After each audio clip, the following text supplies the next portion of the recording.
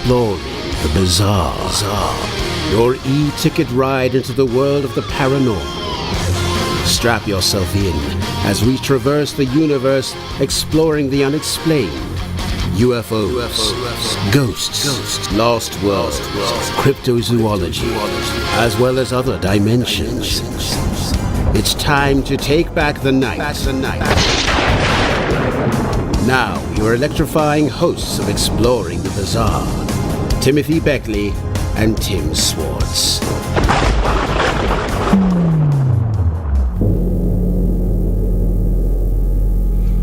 Wow.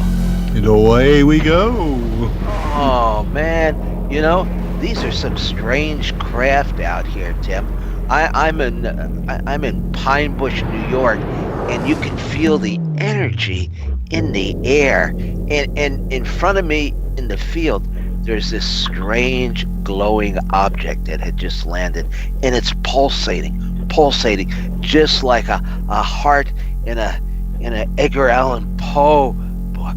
It's pulsating, and there's something strange going on here, because these are not just interplanetary craft. This is something a lot more bizarre, and you know, hundreds of people living in the area and traveling here have interacted with these UFOs. In fact, there's so much interest in the town of Pine Bush that annually they have a UFO festival where people dress up in Martian outfits with antenna and put green paint on and dance up and down the street, hoping that we will come and celebrate with them. But actually, we were up there many years ago when this kind of first started. But tonight, why don't you introduce our guests, and they will tell us all about this. Because one of the guests actually played a very big part in the ongoing flap that took place there, a couple decades ago. Oh, fantastic. Well, Tim, our guests tonight are Dr. Bruce Cornet and Harold, and I hope I pronounce this right, Egeln. That's probably about the best I can do, Harold. So, well, now Dr. Cornet has conducted extensive investigations concerning the Pine Bush, New York UFO sightings, and during his investigations, Dr. Cornet had his own personal experiences in which he obtained video and audio recordings of these strange crafts. And Dr. Cornet, I know that I have seen a number of your pictures and heard some of the very unusual audio recordings that you took on site there in Pine Bush. So I'm very interested to talk to you tonight. And we also have with us Harold Egeln, who is a lifelong UFO contact experiencer and has been a professional newspaper journalist for 3 decades. He was executive director of the New York City office of the nonprofit National Committee for the Sane Nuclear Policy, and has been president since 2006 of the NSS NYC Space Society. So, Harold, Dr. Cornet, great to have you with us tonight on Exploring the Bizarre. Yeah, this Thank you very much for having me.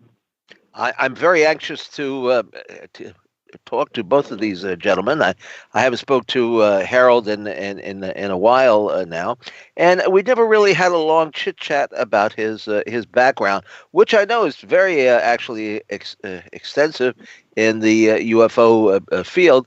In fact, I would say that he is probably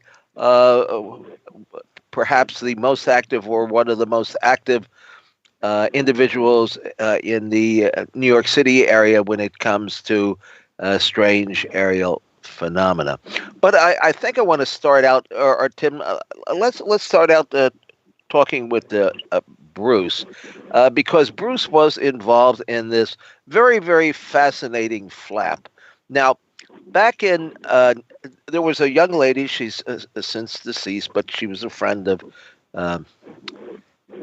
Bruce's, who actually was the main experiencer in the Pine Bush area. Bruce, why did you tell us exactly where Pine Bush is? It's about, what, an hour and a half drive from Manhattan? Yes, that is correct. and it's in Orange County. It's about 10 miles to the northeast of Middletown, New York, and it is surrounded by a number of towns. Newburgh is off to the southeast, and then you have Wallkill, Walden, Montgomery, and Middletown surrounding it on the southern side. And Pine Bush is right up against the Schwandunk Mountains, and it's very rural. I mean that's the thing about it. It's a beautiful country, but very rural, and also it was kind of I guess on the outskirts. Well, is it part of Westchester County? No, it's Westchester County is far to the east, southeast, near New York City. Somehow I connected with the sightings that went on there in the 1984 or 85.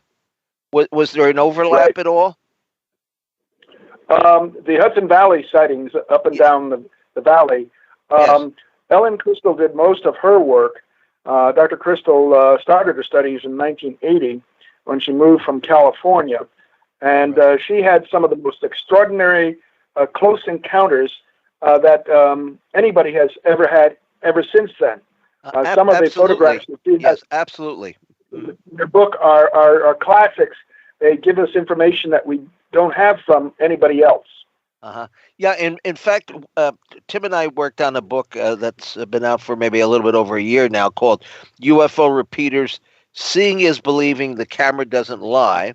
And we picked, I don't know, was it, Tim, about 12 or 15 of the top UFO experiencers in the world, those that seem to have the uncanny ability of going out, going out with their camera and taking pictures of the sky and photographing bluntly what are UFOs. I mean, this is, and Ellen started in California.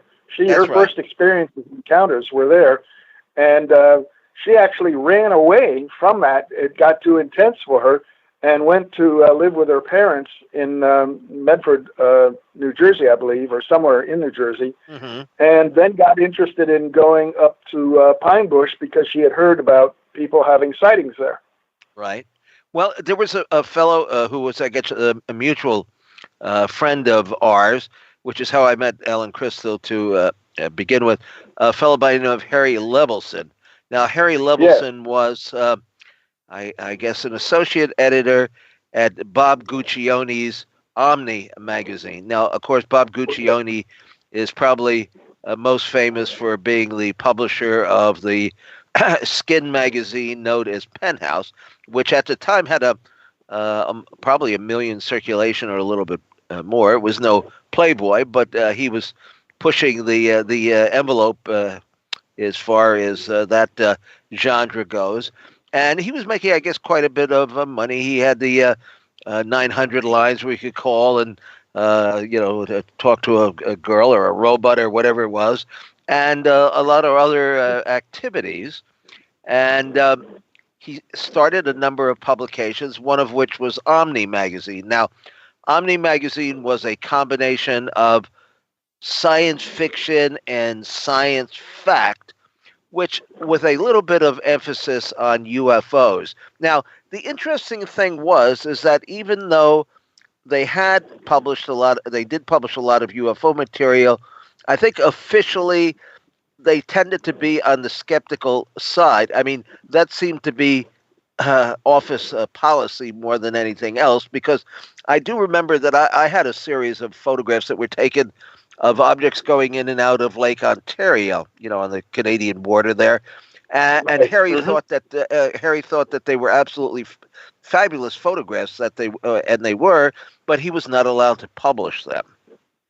So that seemed to be the policy: is if the material was too positive in nature, they wanted to tone it down, because I guess they had some of these pseudo-skeptical, hard-nosed writers like Asimov and Arthur C. Clarke, who could not possibly stomach the idea that there may be some reality when it comes to UFOs. So now you say that Ellen had heard that there were UFO sightings. I think one of Harry's friends had turned them on to the areas up there. One was near a Jewish cemetery and a couple of rural routes there. But, I had friends of mine who had nothing to do with UFOs who lived in that area or who had friends that lived in that area. And they said that these sightings had gone back for probably more than a century. They went back to the time when the settlers, first came into that location, and even the Native Americans living around there talked about seeing strange lights, but they didn't equate them to extraterrestrial crafts or to UFOs. They thought of them as a spirit phenomena, and of course, we kind of believe that there's a crossover between the two. But go ahead, Bruce, you tell us how you got involved in this. How did you meet Ellen, and how did you get going or first find out about the activity up there? Well, my background is in science. I have a master's in paleobotany, palynology, and a PhD in geology from Penn State University. And I was working at Mont Doherty Earth Observatory at the time. I lived in near on the edge of Middletown and Scottsville, and I would commute an hour into work every day, and I was married at the time I moved there, and then my wife, which is part of this story, she passed away in January of 1991, and we had moved up there from Texas in 1988. So we had been living there for about 2 years before she passed away. And after she passed away, I still stayed living in the same condo. And there was a television program on. This was in May of 1992, called Intruders. It was based on the work of Bud Hopkins and with Dr. John Mack. And what surprised me at the time, since I was strictly involved in science, had no interest in UFOs whatsoever, and I was shocked that they had this program on prime time, which I thought was prime time, which was about 8 to 10 o'clock at night. It was a mini-series on alien abduction. And this really surprised me. I mean, that this would be coming out. Now, this was 92, and you were talking about 1980s, how there was so much skepticism back then. Well, there was still a lot of skepticism in the 1990s.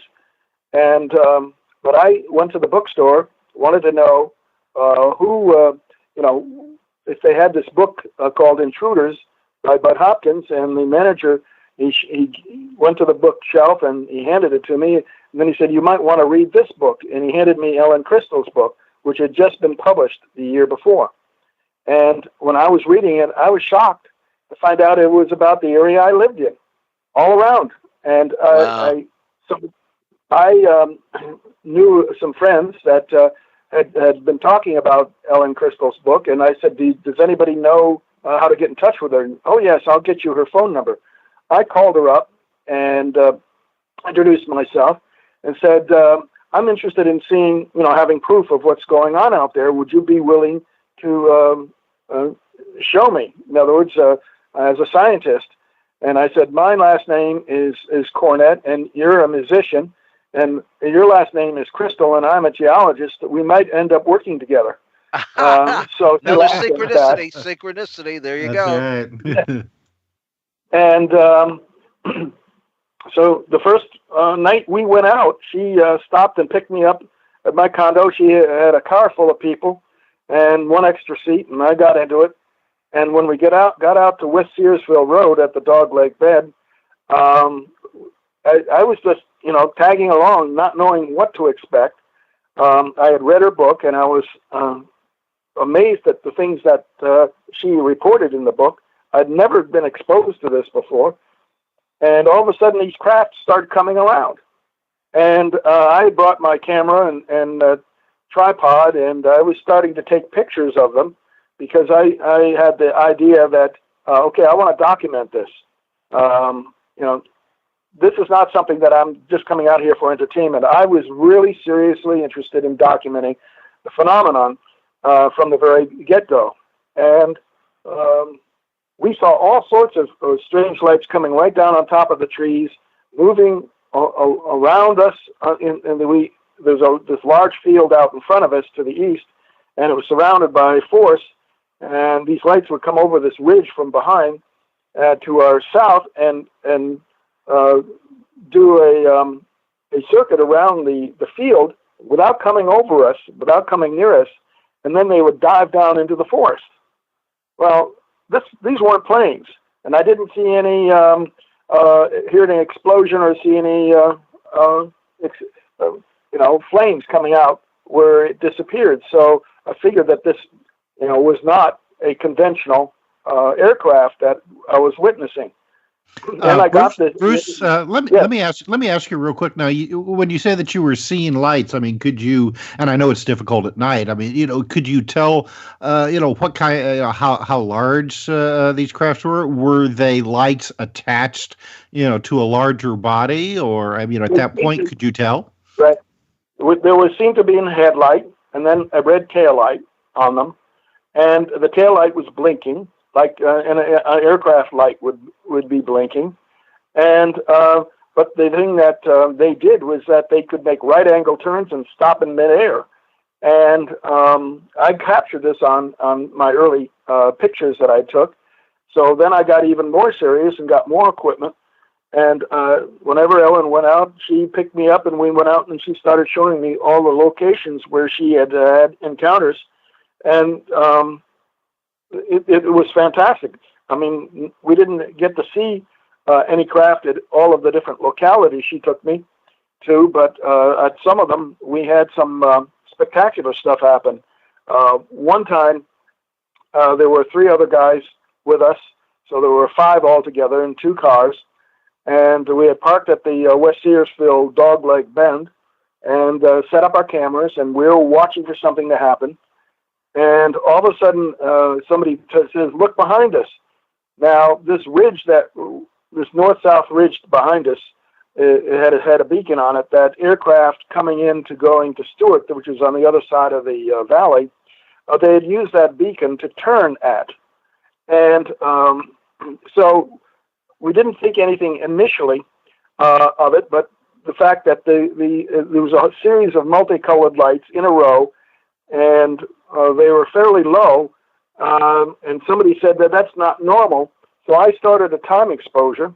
I had black and white film at the time, and I moved my camera to take the second time exposure, and this cigar-shaped object unfolded wings and turned on aircraft sound, and then banked at that beacon on top of the hill and started flying in the direction of Stewart Airport on the other side of the valley. Well, one of the guys said, "No way," and he goes running towards his car, and he tells his friends to come with him. Ellen says, "Get your camera, we're going to follow them." So I jumped in the back seat of her car, and we went racing down these country roads at an unbelievable speed for those back roads at night. And suddenly the car up ahead of us stops, and Ellen stops, and I get out and say, "What's going on?"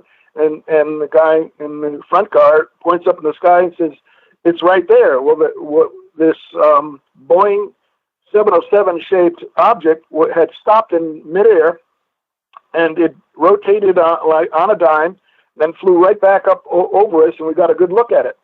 Well, I got those 2 photographs developed, and they're on one of my websites. It's called Agent 707. And have you ever been followed home by a Boeing 707? Well, a few months later, I was coming home from work, and here comes this large aircraft. It was just before dusk. I was traveling north on the New York Thruway, and I see way up ahead what looks like a commercial aircraft coming towards me, but it was below the top of Bear Mountain, which was off to the right, and Bear Mountain rises only 300 feet above the valley. So this, whatever it was really low on the, and it flashed its lights 3 times, what looked like its headlights. And that immediately, I was thinking, oh my God, this the pilot's in trouble. He's going to crash land on the highway.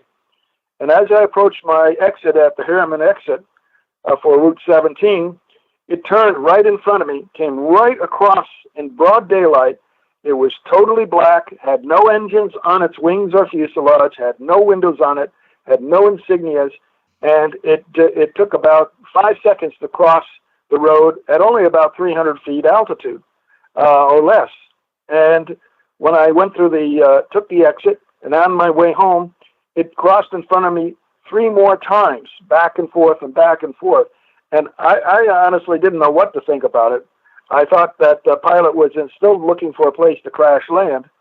When I got home about 20 minutes later, I take my exit and I see this plane all lit up with navigation lights and headlights on, and it's coming towards me. And by the time I get to the bottom of the ramp for a stoplight, I'm looking for it, seeing where it's passing over me, and the light turns, and as I started going down 211 East towards my condo, it comes out from over me. It had come over me and stopped and waited with me for the lights to change. And then I was able to follow it most of the way, all the way home at about 45 miles an hour. Now, any pilot will tell you that no large commercial aircraft can fly that slow. That's well below stall speed. And when I got home, I ran... Yeah, also too, Bruce, now people have said, oh, you people are all seeing airplanes, but an airplane wouldn't circle that low and for that long. I mean, an airplane, if they're flying over, they're on their way to the airport, especially a plane of that description. They're not hanging around to create havoc over the highway. Exactly. And, well, it also sounds like it was trying to get his attention. It was deliberately, trying to catch his attention. I caught on camera after when it came back two times, circled over me, and then another craft came and transformed in the air right over me. It was a brilliant light, and as it climbed, the light dimmed and it was spiraling, and other lights came on to its side. And by the time it got above me, it had the configuration of a small single-engine plane. All right, Bruce, I'm going to have to interrupt you here because we are unfortunately going to our bottom of the hour break. So when we come back, we will continue our conversation about the Pine Bush UFO sightings on Exploring the Bizarre.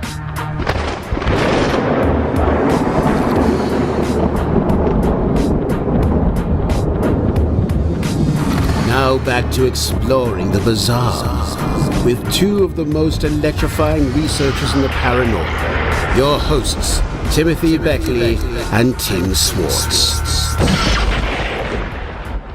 And welcome back to Exploring the Bizarre. I'm Tim Swartz, and tonight we're talking about the Pine Bush UFO sightings and more. And Tim, if it's okay with you, let's go ahead and bring Harold into the conversation.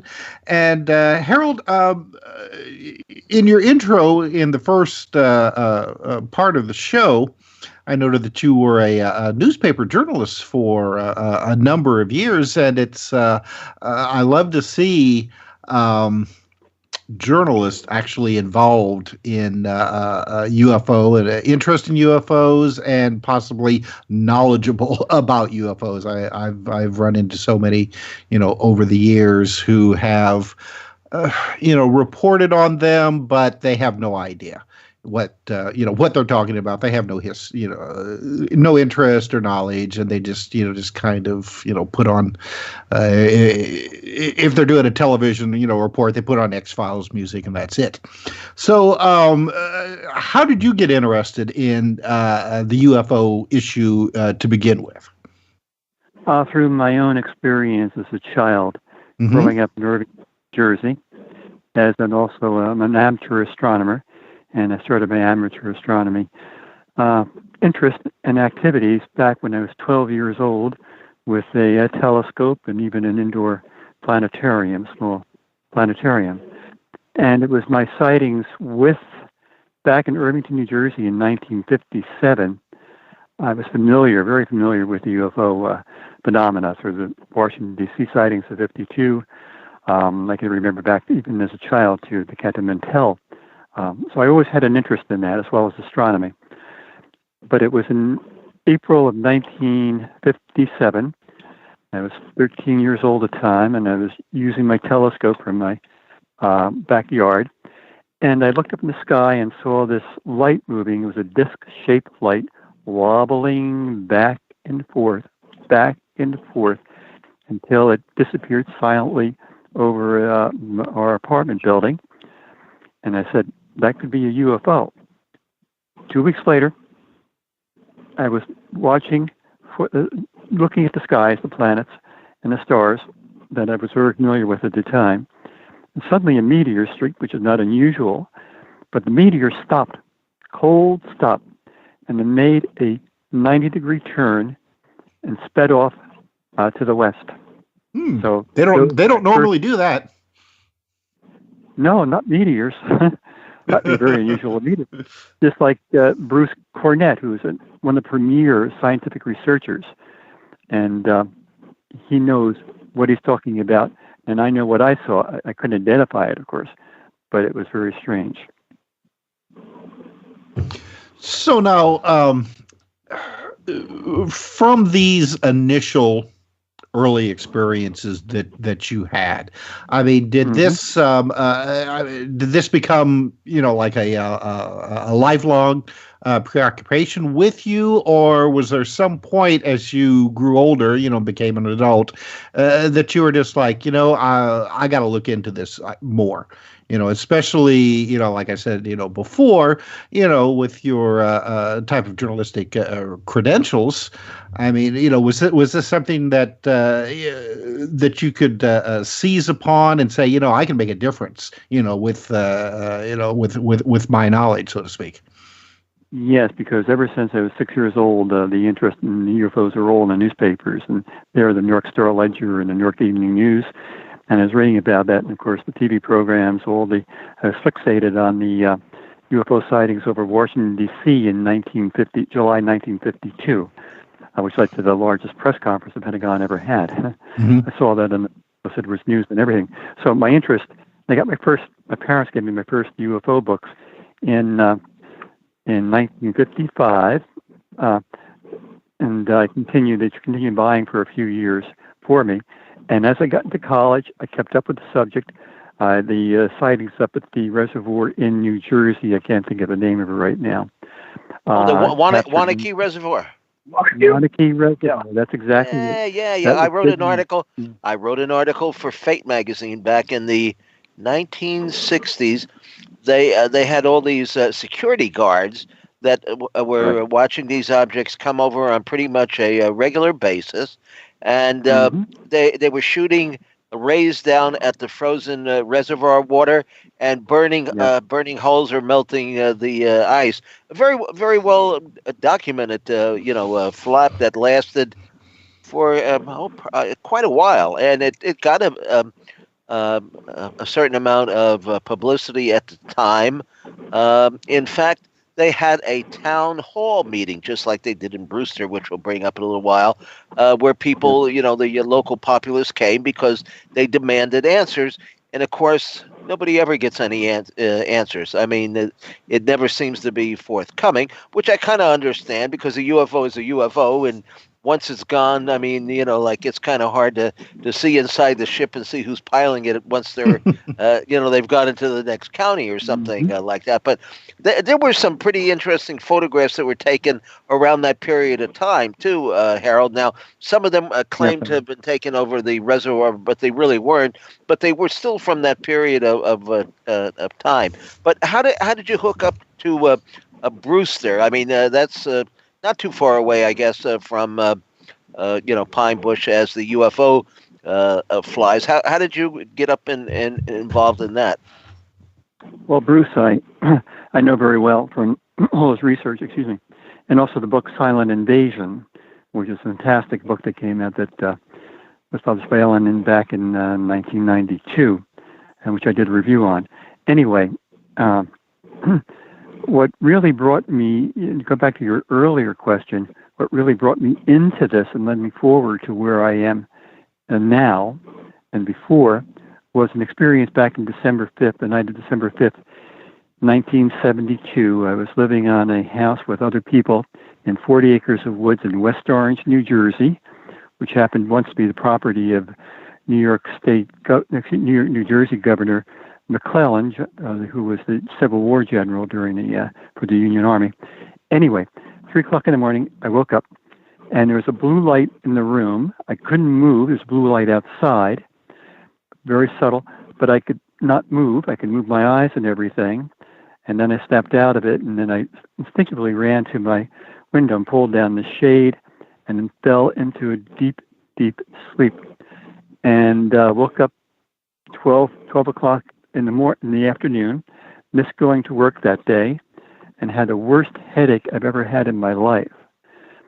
This would be studied years later in 1988, with a hypnotherapist who was working with Bud Hopkins at the time, Dr. Jean Monday. She was connected with I remember her, certainly, yes. Mm-hmm. Oh, sure, yeah. She passed away about almost 20 years ago. Mm-hmm. But I had sessions with her.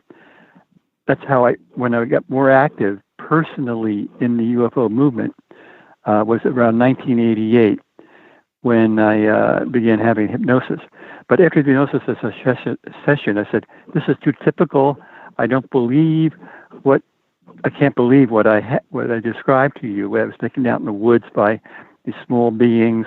There was a meadow out in the woods, and I was floated up into a craft and around, and some aliens, what you were to call them, approached me inside the craft and took me back. So that was one of the genesis.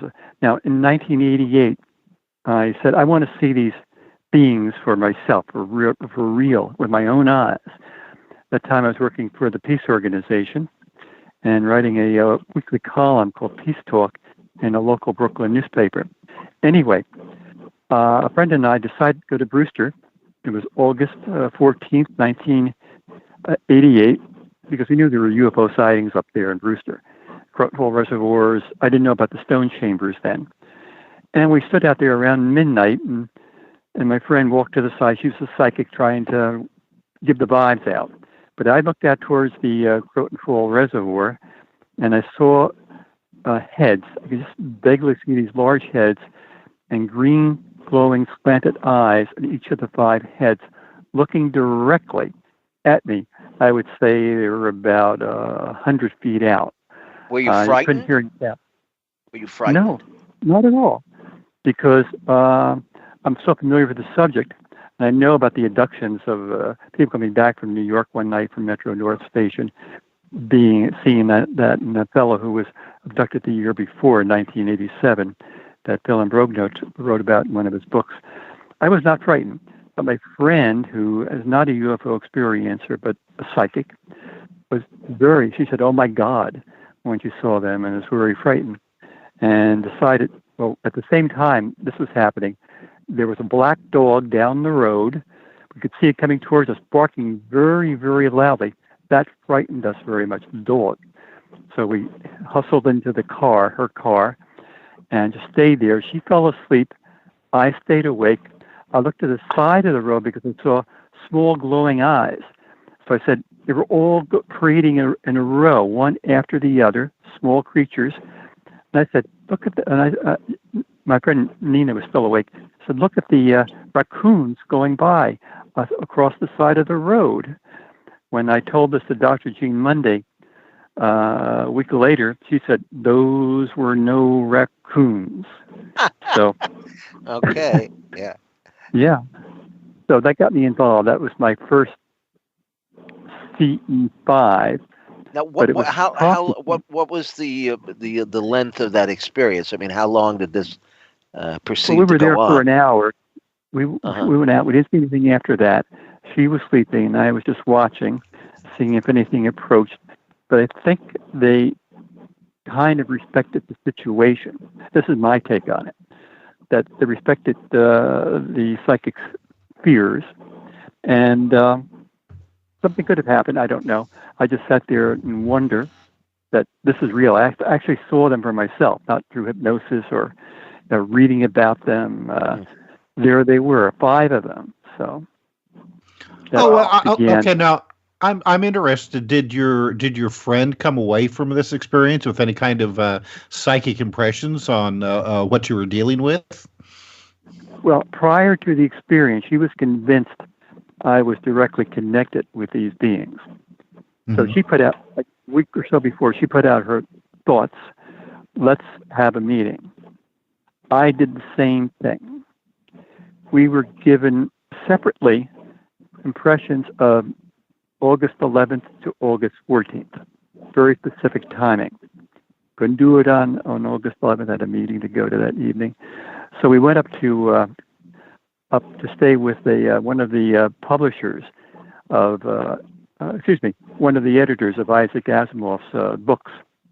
And we stayed with him one night. And the first night we went out, I was scared. But anyway, that was afterward. It was kind of like a setup. Like, we put out the vibes. We got a response, even a date, and, of course, Brewster. And how that works telepathically or what, probably. So it was kind of all arranged, prearranged, and it worked. Well, you know. Also, Harold. Of course, you mentioned Brewster. There had been quite a bit of activity up around there. In fact, 1984 or 85, they had that town hall meeting with Dr. Hynek and Jacques Vallée and all.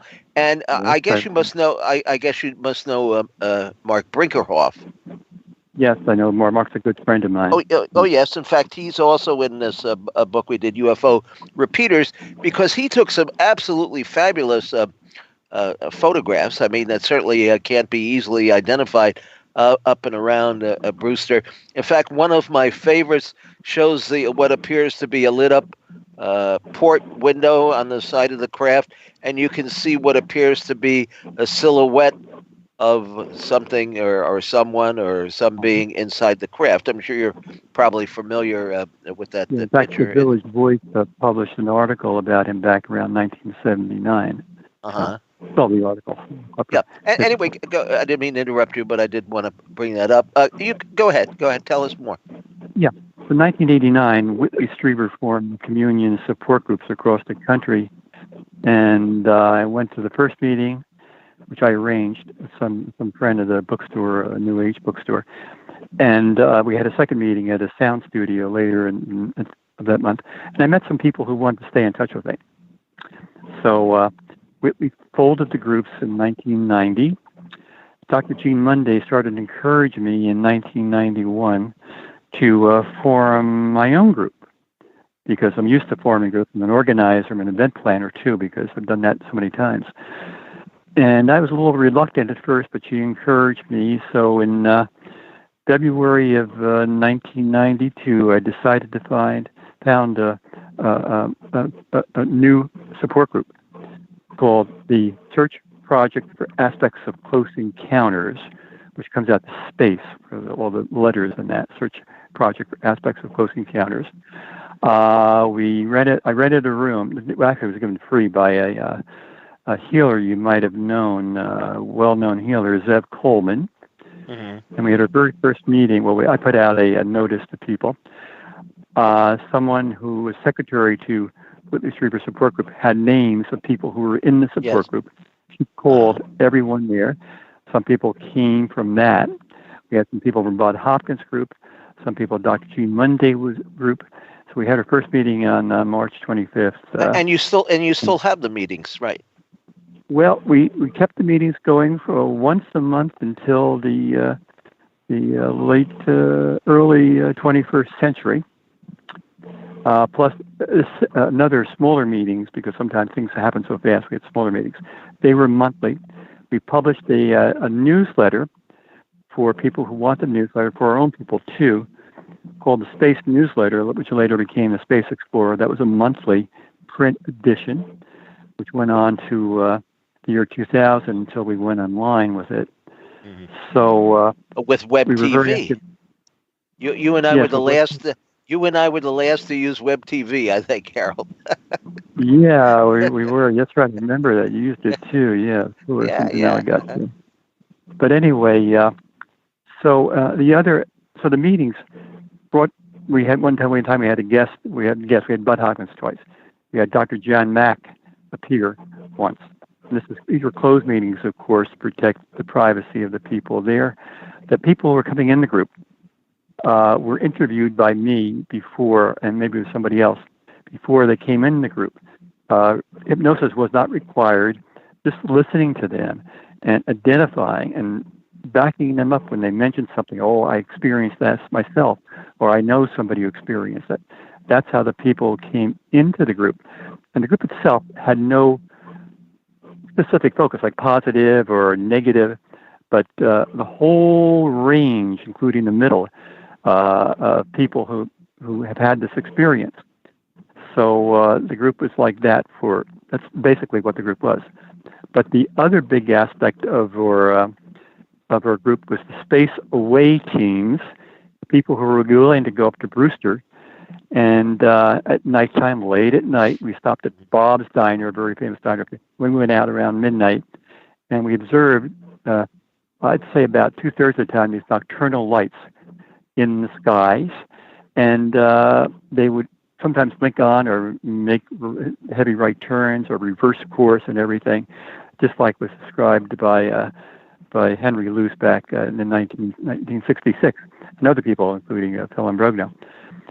But the big time came in Memorial Day weekend, 1992. We were up there on a Memorial Day weekend. We had a group of 14 people.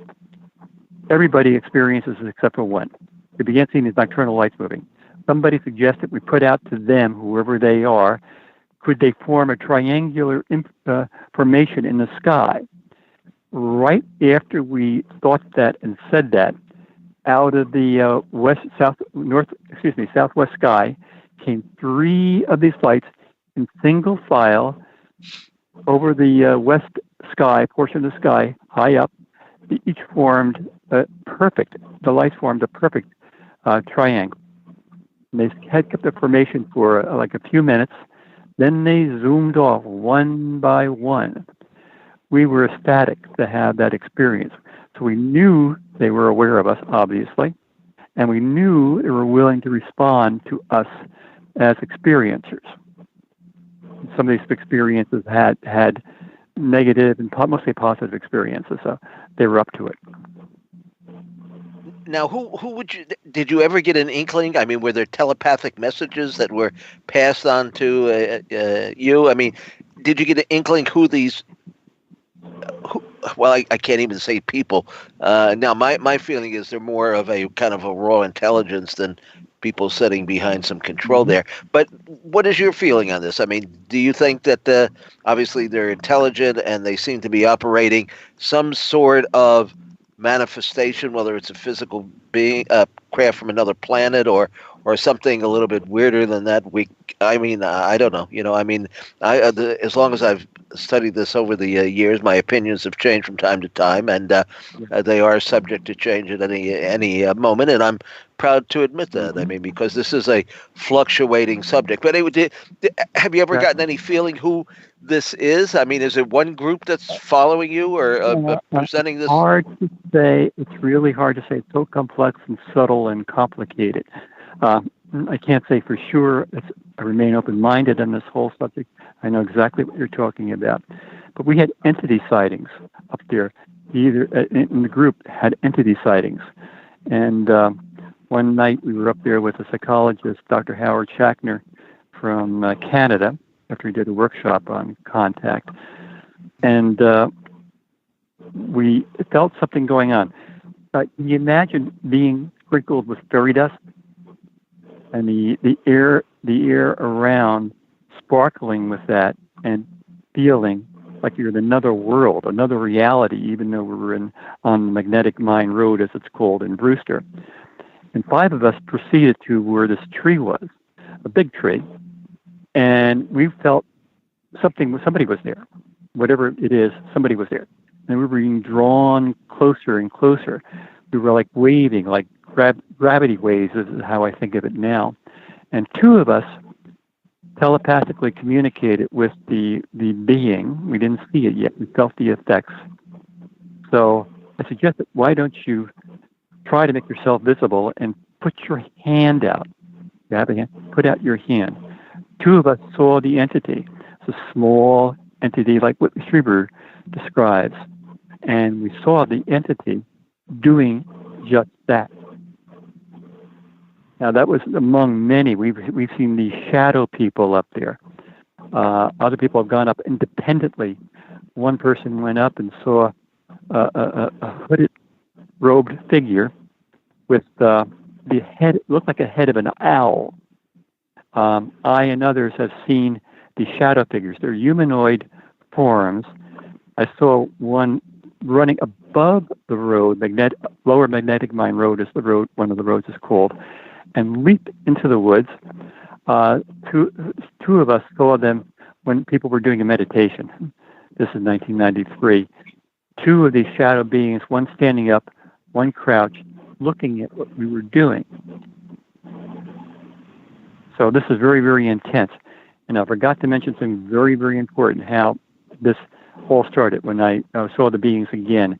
In 1991, almost a year before, founded the Space Group. Two people from space, who would later be from space, and a friend of mine. We drove up to Brewster, hoping for something to happen. The one woman was afraid, so she got in the car with the car driver. I and another fellow stood outside, and we began seeing again these shadowy figures forming within what looked like the outline of a UFO, very subtle, a typical UFO flying saucer like the scout ships. Harold, I'm going to have to interrupt you here, unfortunately, because we are coming up on our top of the hour break. So when we come back, we will continue our conversation about Pine Bush and other related UFO sightings on Exploring the Bizarre. So please stay tuned. We have our own shadow person.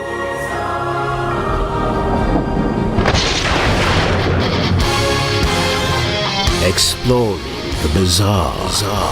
Your e-ticket ride into the world of the paranormal. Strap yourself in as we traverse the universe, exploring the unexplained.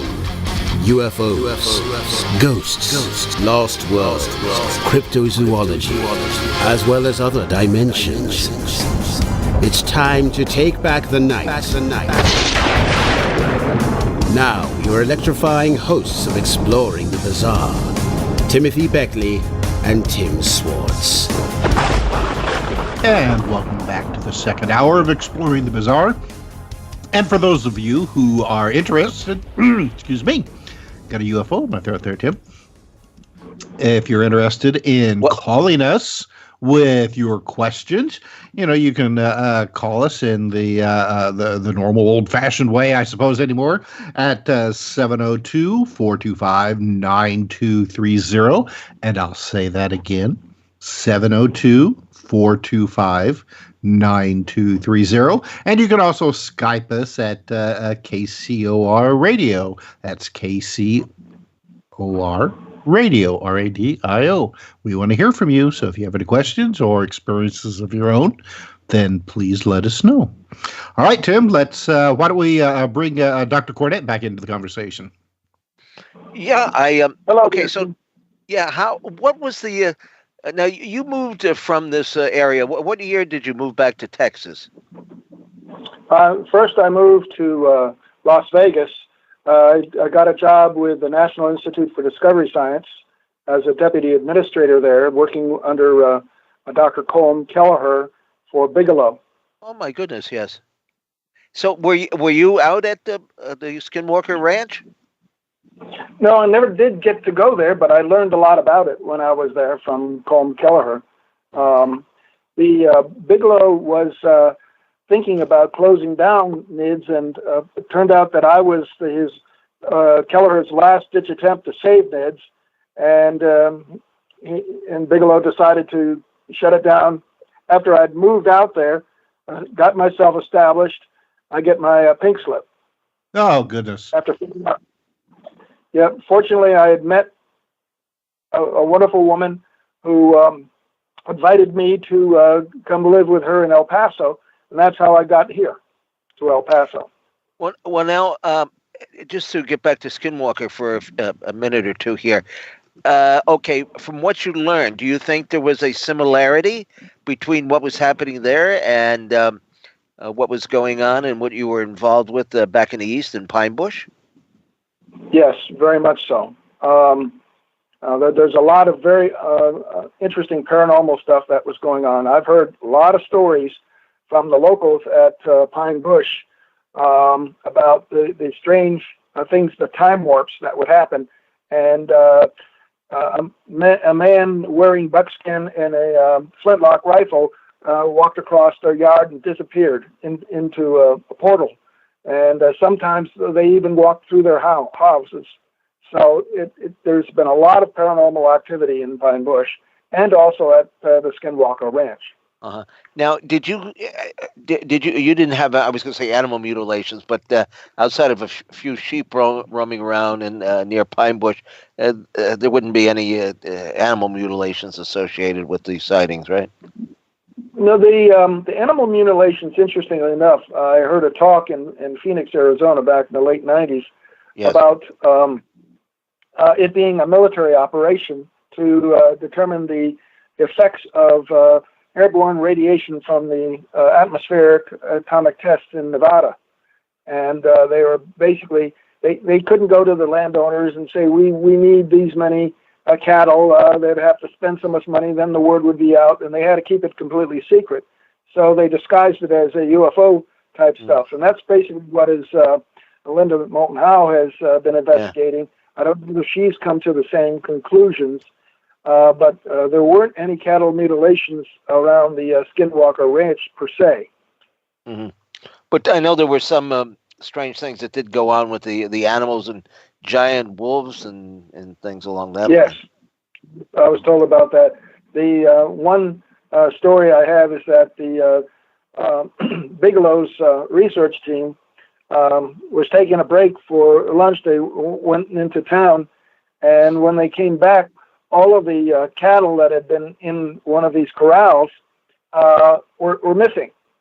And they said, where were they going? They just totally disappeared. The gates were still locked. They didn't. And then somebody heard this banging coming from a boxcar that was used as a storage shed for tools. And they went over and unlocked it. And when they opened it up, all the cattle had been stuffed inside. Wow. It's like the aliens are working with Harry Houdini on the other side or something, right? Right. Wow, the typical trickster. The Skinwalker is the Indian trickster. Mm-hmm. Well, and it sounds an awful lot like poltergeist activity as well, except on a much larger scale. Yeah, all I can think of is these spirits don't have anything to do except getting a laugh out of our reaction. Yeah. Well, now up in Pine Bush. Now, Ellen, took all these photographs, and I guess you took a couple of them as well. How many images did you actually take? I mean, I know we have a couple in the book, but I've documented over 130 close encounters. At least 100 occurred in the Pine Bush area. I'm just about ready to finish a book. It's going to be a total about 500 pages containing all of my data, all my photographs and images from videos for those, all very carefully documented.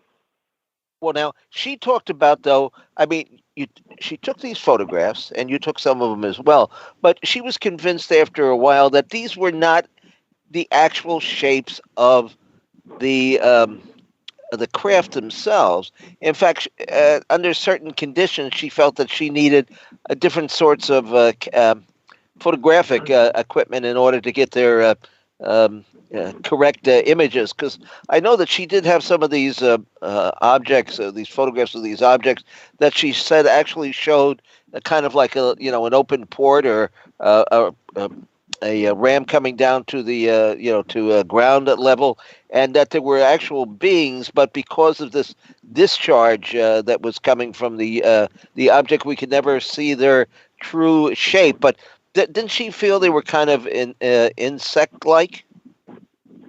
Well, you can't really make out very much on those photographs. And since she didn't see them visually, she had to rely on the same images that we can look at and come to some conclusion. And yes, some of them could be insect-like.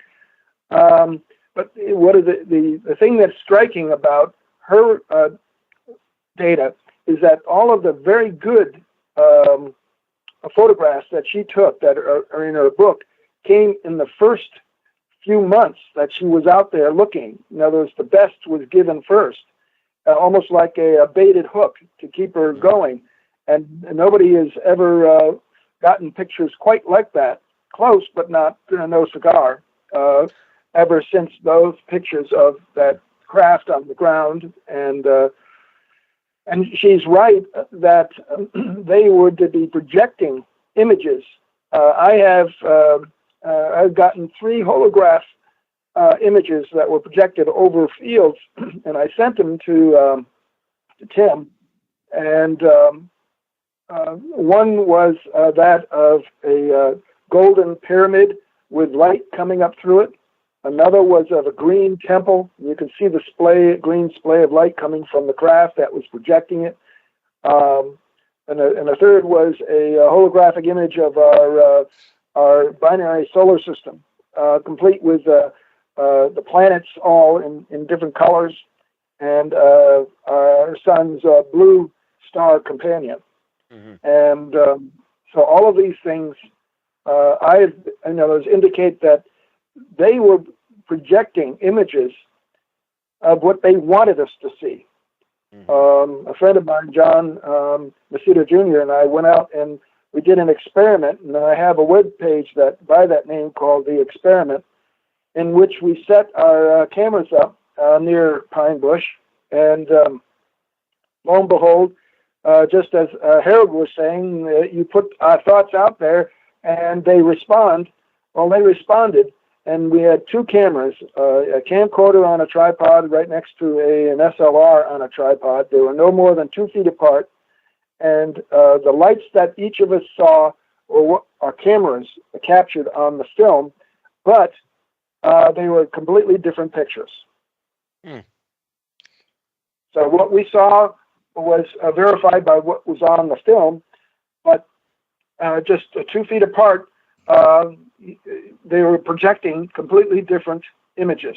Well, now what were the images?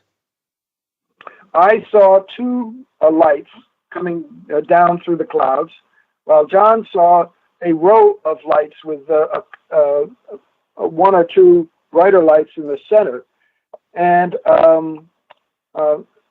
then one of the lights that I was watching expanded brilliantly. It became like 10 times brighter and then dimmed back down. Well, what is fascinating about the images when I analyzed the camcorder images is that when that one light expanded, because we had the 2 synced in terms of timing, you can start to see that light on the camcorder below the row of lights that he had captured on the video, and indicating that basically what we had was like a projector in the sky that was sending a very narrow beam of polarized light to each of our cameras, and so that we would selectively see only what they wanted each of us to see. What about the manta-ray types of UFOs and how they disguise themselves? Yes, I have many videos of the manta-ray.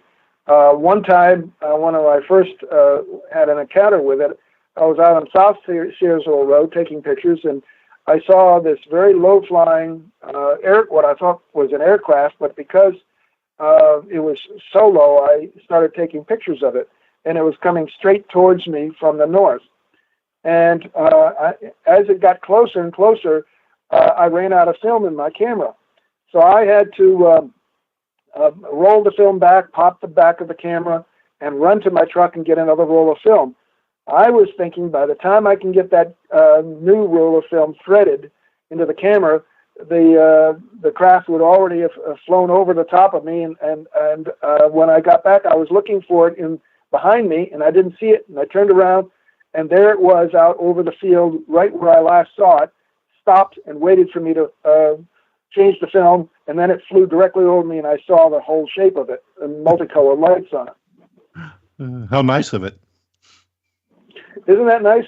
I've also, one time I was driving down Albany Post Lane, and here comes this jetliner right off on top of the trees. And it's traveling just a little bit faster than I am. It's pure white, has no windows on it, no engines on it, making a sound like a jet, like a T-tail jetliner, and it just flew right past me. Clearly not one of ours.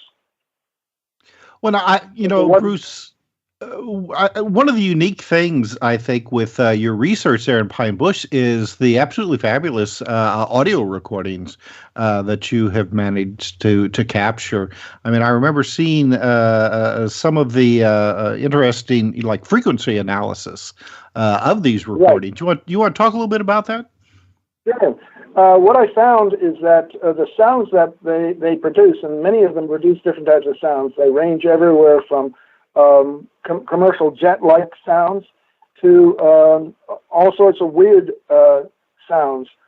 For example, the manta-ray, I know it was a manta-ray because it flew directly over me.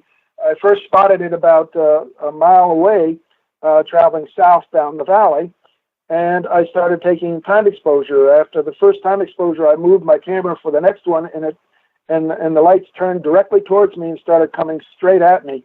And as they were coming, the craft was climbing in altitude, and it brightened its paired headlights to about the brilliance of the moon, and it was snaking back and forth as it was coming towards me. And but within less than 1,000 feet from me, I could start hearing a sound. By 500 feet, it was sounding like a jet taking off from an airport, but this one was just flying at me straight. And when it got up over on top of me, it froze my camera, froze my audio recorder, and then it started descending behind me towards this ridge that was behind me. And it released my camera so I could start taking pictures again. But the sound went from that of a jet engine to that of the UFO sound, and it dove behind the this low ridge, only 200 feet above the valley floor, and then came through a pass further south and went right back to where it had been when it made its turn towards me, and continued its journey down the valley. And I have a website out there. Okay, tell what is the website that people can see this on? It's called the Snaking Manta. If you go to my websites, I gave you some URLs to get into the front pages, and then you get a whole list of the different web pages that I have for the documented data. Well, why Pine Bush? I mean, why would they pick or have they picked this particular area? I mean, it's obviously secluded. Now, I thought that Pine Bush stood out from everything else. Work by Massimo Teodorani from Italy, who was a astrophysicist who got involved in all of this, got a hold of NARCAP and MUFON data, and put together some incredible papers on the distribution of sightings across New York State. And Pine Bush doesn't stand out compared to all of the sightings. And I think Linda Zimmerman is pointing this out too, that people have been seeing these craft everywhere around the state. Yes. Well, we just had Cheryl Costa on the program a couple of weeks ago, who, of course, she has a statistical report out, and actually it even got a very nice write-up in the New York Times, which is something we very seldom see from a regular, newspaper. But also, too, well, now, Harold, I think you started telling us before, is there a connection with these stone chambers that have been found up in that area of New England? Yes, very definitely. The entities I saw that I was describing before the break began to appear as hooded figures. They had the hoods, the robes. They were moving in single file towards where the oldest known stone chamber is off Upper Magnetic Ride or Reservoir Road in Brewster. And they appeared just like the ones that been described by the chambers by various people. And when I saw them, they actually started floating through the trees, and across from us was an outcropping of rock near the stone chamber, and they went right through the rock. So, and then they came out after a few minutes. But would you like to see a picture that Brian Williams took of two of these beings coming out from a rock outcrop that I have? I could send it to you and see if these look anything like what you've seen. It's amazing that there's a photograph of that. Yeah, I'm glad to hear that. Thank you. And so these beings seem to be associated. They've been seen for a long time in the area. And with me, they came out and they stood across the street, and I approached them. The guy with me said, "No way." I approached them, and I got close to them. I got a feeling of a wall in front of me that had all the emotions from fear to joy. I decided that wouldn't stop me. It was an invisible wall, as I described it. And I went to them, and I couldn't see them standing right by them. I could feel electrical type energy. And the fellow standing across the street said, "I'm still standing." He sees these hooded, robed figures. I didn't see them. And briefly, I saw one of them, not in that form, but in the typical so-called gray form, standing right next to me, very briefly. So, but he saw them. So they're very definitely associated to the stone chambers. I've interviewed people myself up there about them, and so there is a connection, a long-time connection, because these have been seen for decades, if not further back. I can take, Tim, I can take this connection back hundreds of millions of years. Okay. Not just centuries. If you go to Fowler's Files number 5 in January of this year, there's a report on that. I have a report on one of my websites on the huge alien probe that I discovered underneath the Jewish cemetery where all of those sightings had been taking place that Ellen Crystal describes. And the History Channel came out, and the UFO hunters did a magnetic survey there, and they confirmed the magnetic survey I had done earlier, and they did ground-penetrating radar imagery, and we had imaged it below ground, and this triangular craft is sending signals out into space, which I measured with my magnetometer, every time the constellation Bootes is overhead. And this is extraordinary because the all sorts of paranormal activity have been seen. Snow melts on top of it. You can feel vibrations. The insects around. There are 3 magnetic beams that are coming out of the ground at the corners of the triangles. Now, this is not a small object. This object I was able to map as 565 feet on a side. This is an enormous triangle that's well over 20 feet thick, and it landed on an ancient island over 400 million years ago, and the island sank. The island and the craft became encased in marine muds that would later turn to rocks, and now due to erosion and uplift, it is only within 9 feet of the surface, and it's very much active. It's radioactive, parts of it, so we know it's nuclear powered, and I was able to detect with my magnetic survey. I did a 24 square mile magnetic survey. It took me 3 years to do. And I found other locations in the valley where beams are coming out of the ground. Now, think of it this way. These ancient probes are signaling out into space.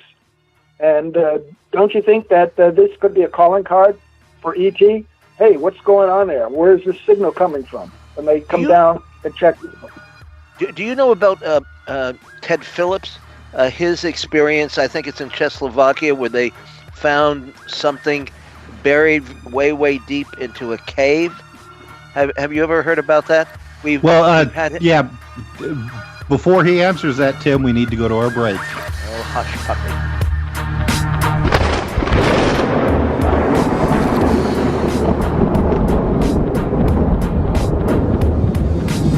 Now back to exploring the bizarre with two of the most electrifying researchers in the paranormal. Your hosts, Timothy Beckley and Tim Swartz. And welcome back to the final segment of Exploring the Bizarre. It just seems like, Tim, that we get started and we're going to have to end the program. This one is flying by like a manta-ray. That's right. Let me tell you. And what an interesting subject, you know. And Bruce, wouldn't you say that, you know, okay, Pine Bush is known maybe around this area, but it's never really gotten the hype and the play of, let's say, the Phoenix Lights or Roswell, if I may say, use that term. I mean, it really hasn't gotten, there hasn't really been a study made. If it wasn't for you and Ellen and the fellow that runs the barber shop there, I can't remember his name. What's his name, Bruce? Yeah. Is he still there? They're still cutting hair? Well, ask Linda Zimmerman. She had an interview with him. I don't know if he's still with us.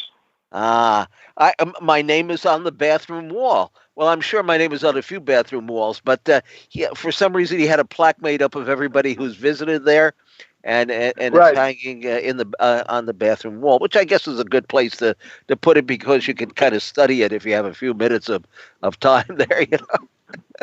But he had, in fact, I think I saw the interview last night. I wasn't sure who was conducting it, but what a barbershop. I mean, gotta be. Well, I can't say it's the only UFO barber in the world because my friend Carla over in Jersey City, who used to be a co-host of another show that I did, she has the kind of the UFO salon.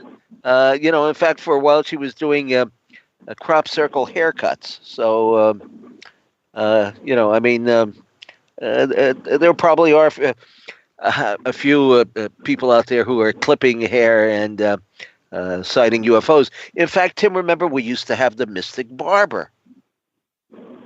Oh yeah, the Mystic, and his fantastic headgear.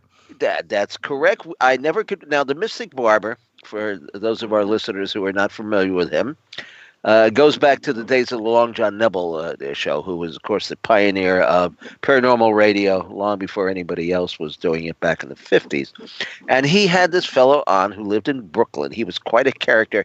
He was a tonsorial artist, I believe they call that, somebody who cuts hair. But he was also the Mystic Barber. He received, I you know, I could never quite figure it out. He was a likable enough guy, but pretty bizarre when you know, when you had to kind of deal with him. And he used to have antenna. I mean, you know, today we talk about what the tinfoil hats and stuff like that. Right. Well, I could never figure out whether he was wearing the tinfoil to block signals from the aliens or to make it easier to listen to them. It was never quite that you know, apparent. But he was a character. So I guess you would say that there is a history of barbers and UFOs, as there are musicians and UFOs. In fact, Bruce mentioned before that Ellen Crystal was a musician. And yesterday, or the day before, I don't think I told you this, Tim, but I ran into Jane, you know, who was on our program one time, who had UFO sightings in Pine Bush. And she is a musician currently. So I guess you can rock and sky observer, be a sky observer, a UFO observer at the same point. I have a treat for you if you're interested. Absolutely. One of the things that Ellen and I witnessed, along with several other people and the Sightings camera crew who came out to do an interview of her, was an extraordinary a show of these craft before the cameras, And there were 6 craft that showed up, 2 of which did stunts right in front of us, one of the manta-ray and one of a black triangle. And the sightings was afraid to show anything more than one still photograph of the manta-ray. Yeah. And I have a whole website called The Performance. It's on the BUFOD website in the UK, and I can play you Ellen's reaction and voice and the comments she makes as the manta-ray comes flying right at us and turns right in front of us vertically, if you're interested. Have you got that tuned up right now? Yep, I have. Oh, well, let's Are give you it ready a to shot. go? Yeah. Okay, here comes the manta-ray. You know, this is awfully big not to hear sounds now. Just low to the ground.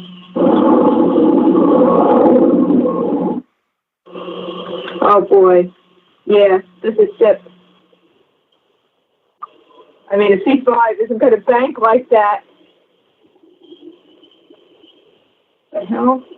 Oh, look at this. The hell? Holy shit. The hell is that? Now, did you get that? Oh, yeah. Yeah, we pretty could hear clear, that very yes, clear. That I mean, I got beautiful time exposures, and Ellen got a pretty good view of it. And on that webpage, I dissect the whole thing. And the amazing thing is that as the manta-ray was coming towards us, it sort of banked like a plane would, and then flew past us. If it had wings, the wings would be vertical to the ground, so there would be no lift whatsoever. And as it Okay. Pardon? No, I think that was the voice of an extraterrestrial. Not quite. Okay. We're trying to get Harold. We're trying to get Harold back on. He's been abducted, I think. So, but go ahead. But at any rate, it turned on more what appeared to be engines that wind up the turbines, and lights of 2 pairs of lights came on along the bottom of the manta-ray, and then it turned and went away. But when analyzing the video, the amazing thing is that the lights were warped according to a gravity field, so that they were toe in as it approached and toe out as it left. So you could actually see the physical evidence of the gravity field of this craft bending the light. So that was one of the exciting things and discoveries of that, analyzing that data. Also, you had asked me about go ahead. The sound of these. Many times they would make sounds of different kinds of sounds, and they would, upon analysis, they were always indicated reverse Doppler. Do you know what that means? Mm-hmm. Yeah, go on. Reverse Doppler. Yeah, go ahead and Doppler explain is that. where, as an object, a sound is approaching you, the frequency increases, and then as that sound moves away from you, the frequency decreases. But all of these craft routinely and produced the exact opposite. As they approached, the sound kept on decreasing and decreasing and decreasing until it was directly overhead. And then as they flew away, the sound would increase. And I consulted with a physicist out of California by the name of Jack Safadi, and he said, "Oh my God, you've just proven one of my theories, that if you have a gravity field around a sound source, it will reverse the Doppler effect." And so the reverse Doppler, in essence, demonstrates a gravity field around the craft. Now, last night I was reviewing some of the footage from Pine Bush. In fact, some of your videos were posted, and there's this one craft that appears over you, and it's making the sounds, and then all of a sudden it shoots down light beams. I mean, that's the best way I can describe it. I mean, unless a plane is about ready to land in an airport, that's something that they normally would do under any circumstances. I don't believe in in an area like that. What would be the purpose? I mean, for a plane that size, it's not like it's a police a plane or a private little plane. Flew over, and the beams shot down, and then they rotated forward. And as it flew over, Barbara Hartwell and I were watching this. The shape of it, it was the shape of the kite shape, the manta-ray. And we now have about 3 or 4 fantastic videos of that. And that craft can move its lights around on its hull. So they are not fixed. They're not lamps. They're plasmas. And they can be, they change position on the hull. And we have documented that. Mm-hmm. Now, are there colors associated with the lights, or are they the same colors that you would see on an airplane? When they try to mimic an airplane, they'll try to copy the red and green navigation lights out at the starboard and port sides, and they'll have red blinking lights, and sometimes they'll have blue lights on top, and other times they'll have headlights or landing lights. What is strange is that they will put them out at the wingtips. Now, what good would our landing lights out at the wingtips on a conventional airplane when the pilot has to see the runway in front of him? You're the researcher. No, I don't know. I mean, that's a good question. I mean, everything about all of this is rather perplexing and strange. Also, too, now, okay, most of these sightings, or a lot of these sightings, are fairly late at night. Don't the airports close at some time? Yeah. Yep, and that is one of our ways of determining whether or not they were, one of ours. I had a witness a really funny case where I was on South Cecil Road, which was not too far from Orange County Municipal Airport, and it was before 9 o'clock, and I saw this, I heard this airplane taking off from Orange County, and it was traveling towards me, and I saw this light off in the distance, and it was moving from left to right across my field. And the pilot of that plane saw the light, and he banked his plane and started chasing it. And he got right behind it, and it was catching up to it. And all of a sudden, that light just took off like a bat out of hell and left him in the dust.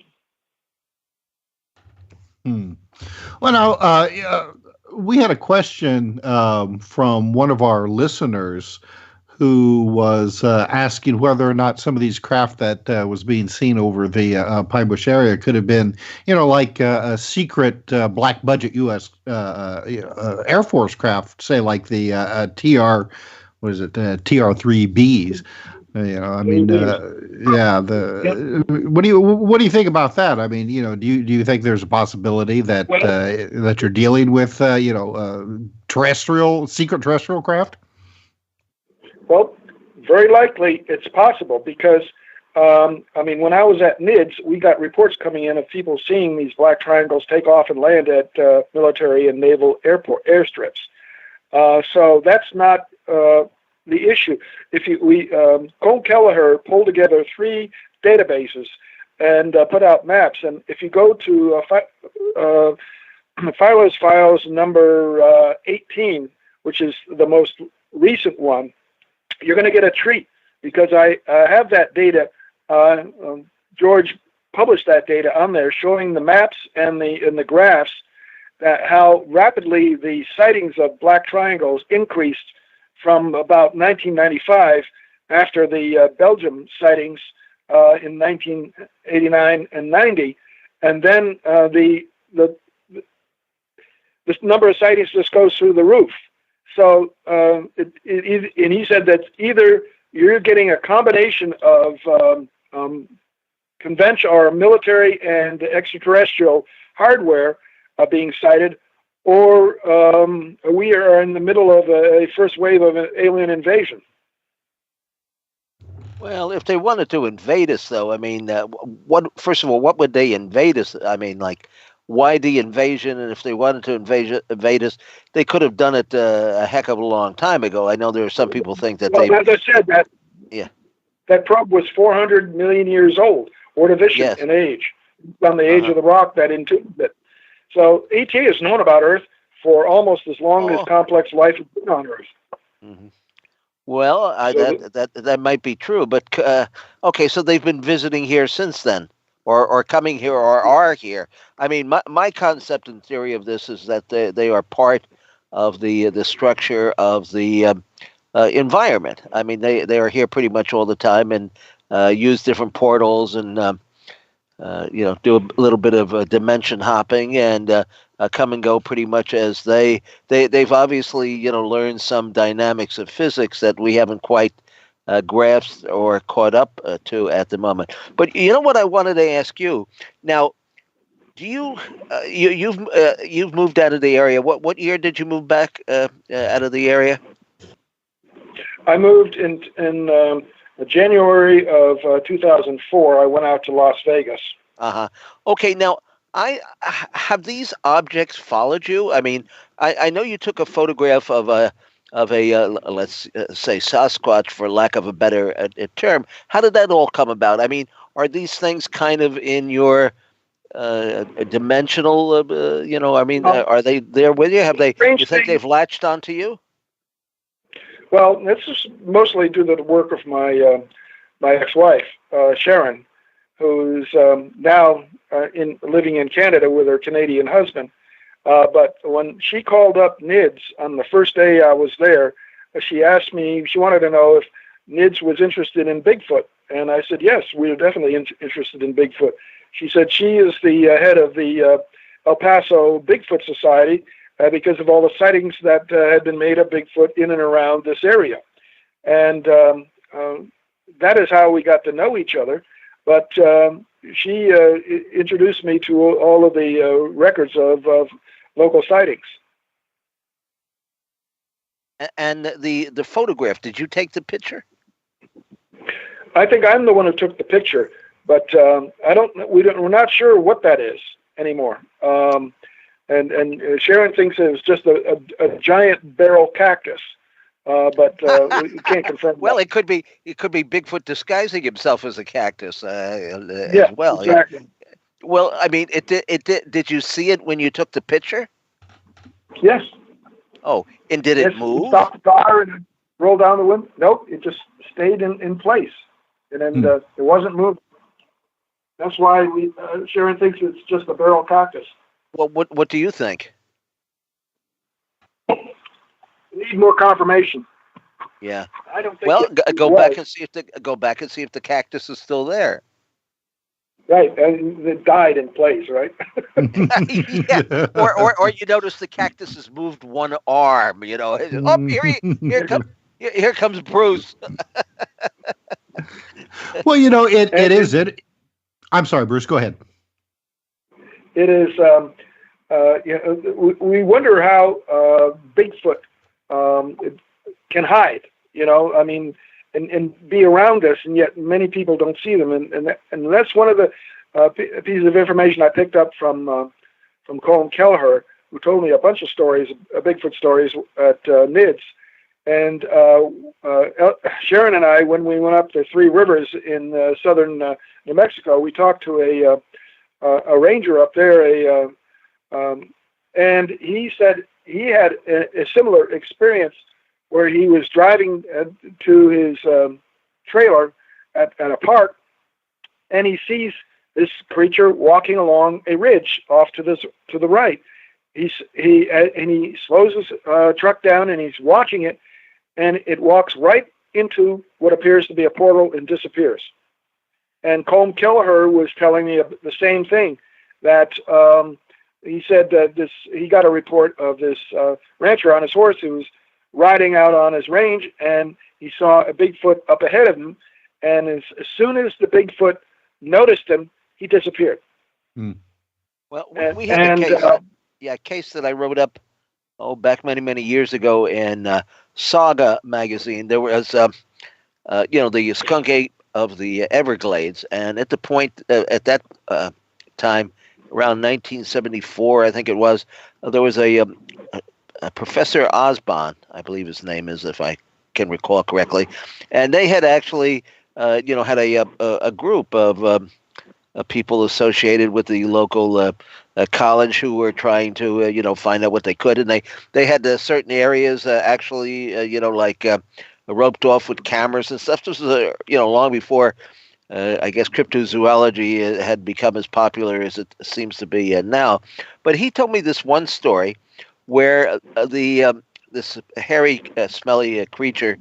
Some of them were not, they were like albino. I don't know if this particular case was, but it got onto the property, and they had a security guard, and there were a bunch of 18-wheelers, trucks parked there, and somehow the security guard had trapped the creature inside of one of these 18-wheelers, and anyway, he called the police and other guards on the property, and they came, took the guns out of their holster, and I think momentarily or for a minute or two, they heard the beast pounding on the vehicle, trying to get out or make a point of being heard.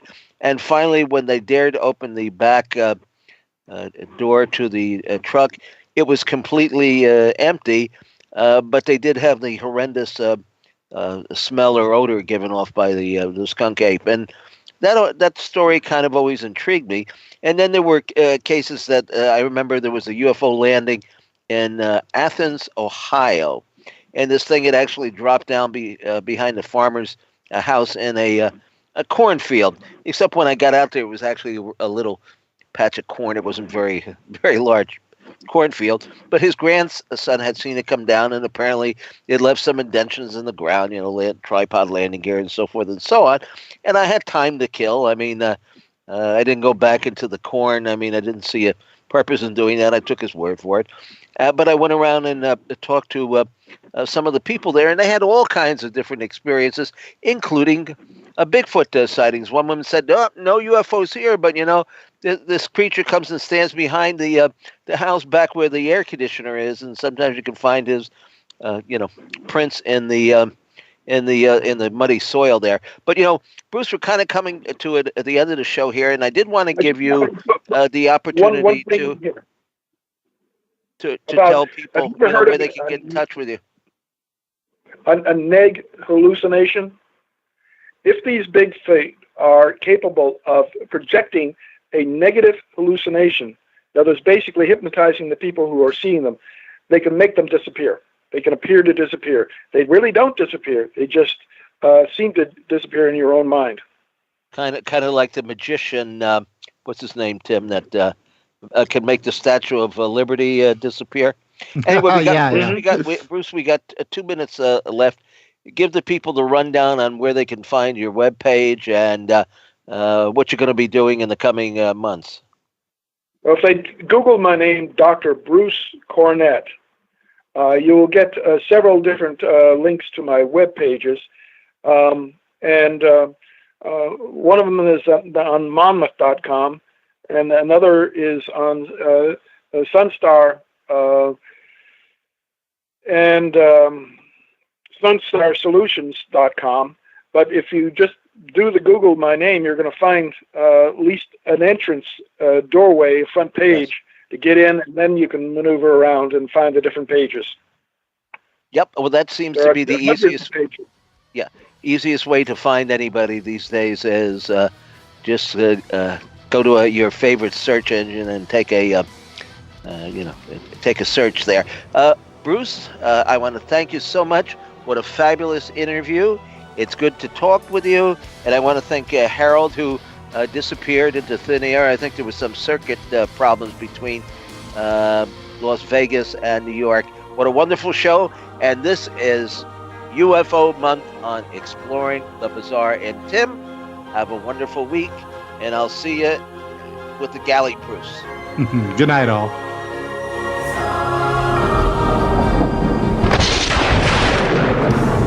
You've been listening to Exploring the Bizarre with hosts Timothy Beckley and Tim Swartz. They're taking back the night by jetting non-stop across the cosmos in search of the truly bizarre and totally unexplained, with you as their co-pilot.